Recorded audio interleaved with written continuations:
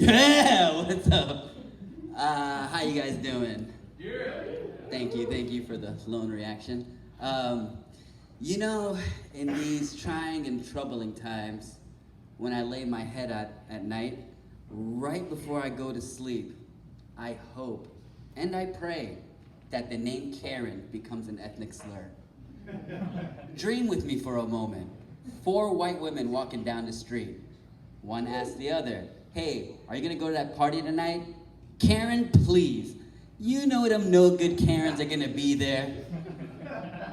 Frying up that kale, hanging out at that yoga studio like they always do." Good crowd, good crowd. Yeah, I'm probably gonna get canceled by white women everywhere for saying Karen so freely, you know? That is our word. You can't say that word anymore. Just say the K word from now on. Awesome. Yeah. Yeah, people are not gonna name their kids Karen anymore. And that's what we do in this pop culture. We cancel names right out of existence. Think about it. When was the last time you met an Italian guy named Fredo? Or a black guy named Kunta? Or an Asian guy named Corona? Oh, sorry Asians. Look, I love Asian people, but you guys are holding the American getting made fun of championship belt. See, in this country, we passed that belt among the races, and now Asians hold the title. See, I'm Muslim, and we had that strap on strong during the 2000s. Hey, for real, do you know how many times I got patted down before I had to go to a birthday party when I was a kid? Like, the fucking Chuck E. Cheese in Dearborn has metal detectors in front of it. And now it's Asian people's turn. Like today, Walt Disney reopened the theme parks, their Disney theme parks all across Asia.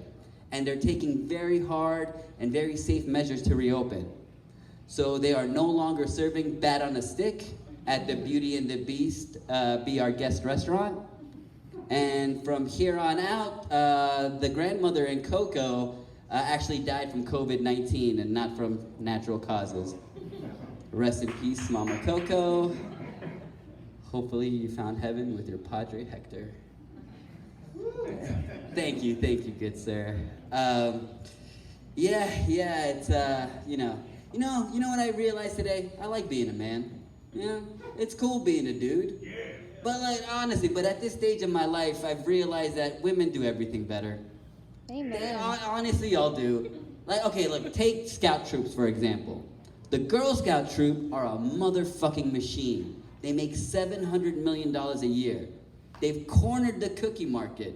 Right now, they've got girls slanging on every block, fucking slanging Samoas from here to Alaska. It's true.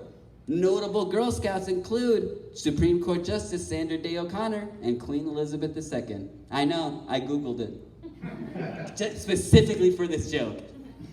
And now let's take a gander at Boy Scouts, who are currently bankrupt because they got lawsuits coming from former Scouts who got molested by their counselors.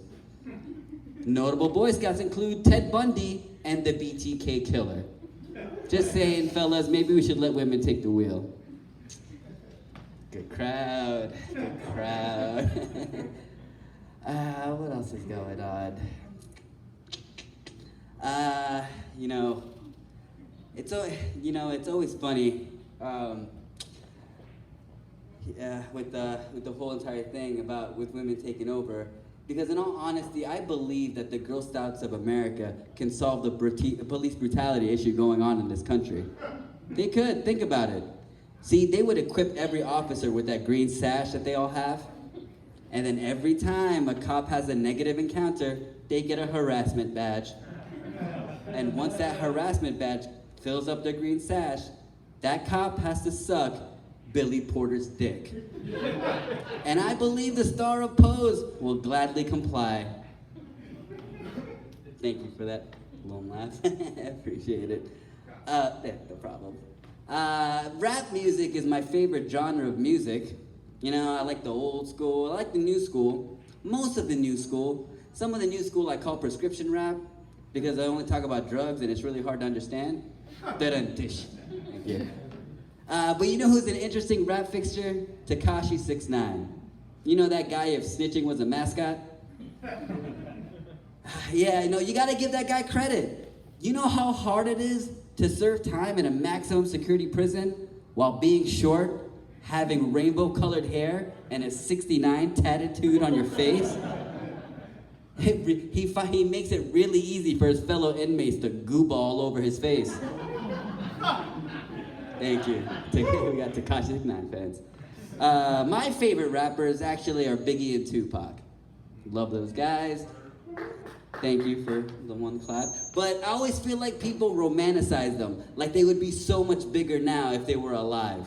I don't think so. Like my friend always says that, oh, if Tupac was alive, he'd be a community leader, he'd be a senator. Really? Would he? Or would he be the third lead in the next movie starring Nicolas Cage? Oh, if the Notorious B.I.G. was alive today, he would have won the Nobel Peace Prize. Really? Would he? Or he would have won season 7 of The Biggest Loser, Celebrity Edition. Let me end it on this joke. Anybody here Redskins fans? Oh shit, nobody is. This joke is gonna go terrible. I'm a fan of the Redskins, and look, it's really hard to be a fan of the team since the god fucking team is so awful and the name is racist. But you know, I was thinking about it last night. Would anybody have a problem with the name if the team was good? Like, imagine if the Washington Redskins had the same success as the New England Patriots. They wouldn't even be known as the Washington Redskins. They would be known as the Washington, hey ya, hey ya, hey ya, hey ya. That is a racist fucking name. Like, see me, I'm from East Africa. And if there was a team called the Memphis Fly Swatters or the Ohio State Child Soldiers, I'd be pretty fucking pissed off right now. You know what? I'm gonna spend this last moment doing something I never do. I'm gonna whore myself. My Instagram handle is Latif Idris 1. Follow me, cause I look. There's tons of material on there, but there's no followers, and I'd like more likes than my fucking mom and my drug dealer. So if you can follow me, that would be very helpful. Thank you so much. Have a good night, guys.